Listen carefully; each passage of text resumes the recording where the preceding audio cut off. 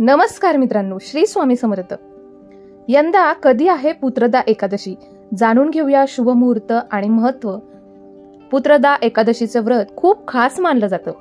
श्रावण महिन्यात येणाऱ्या पुत्रदा एकादशीला विशेष महत्व आहे। हे व्रत ज्यांना अपत्य प्राप्ती होत नाही असे लोक खास करून करतात।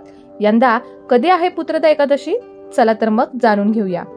श्रावणाची सुरुवात झाली असून ऑगस्ट महिन्याच्या सुरुवातीलाच पुत्रदा एकादशी आहे।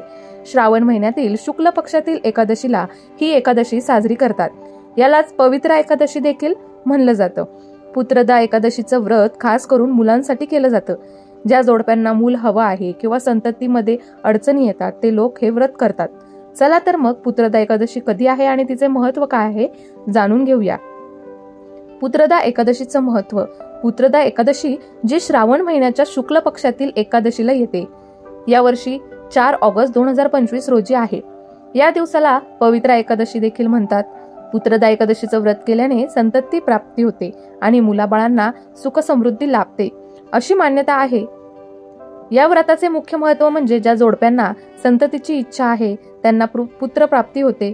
पुत्रदा एकादशीचं व्रत केल्याने मुलाबाळांना सुख समृद्धी लाभते आणि त्यांचे कल्याण होते। या दिवशी भगवान विष्णूंची पूजा केल्याने त्यांची विशेष कृपा प्राप्त होते। पुत्रदा एकादशी कधी आहे? पंचांगानुसार श्रावण महिन्यातील शुक्ल पक्षाची एकादशी सोमवार 4 ऑगस्ट रोजी सकाळी 11:41 सुरू होणार आहे आणि याच तिथीची समाप्ती मंगळवारी 5 ऑगस्ट रोजी दुपारी 1:12 होईल।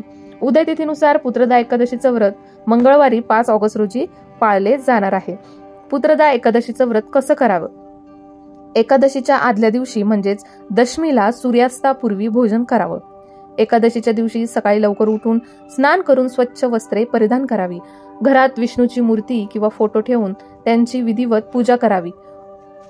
ओम नमो भगवते वासुदेवाय या मंत्राचा जप करत व्रत करण्याचा संकल्प घ्यावा। फक्त फलहार किंवा दुधाचे सेवन करावे।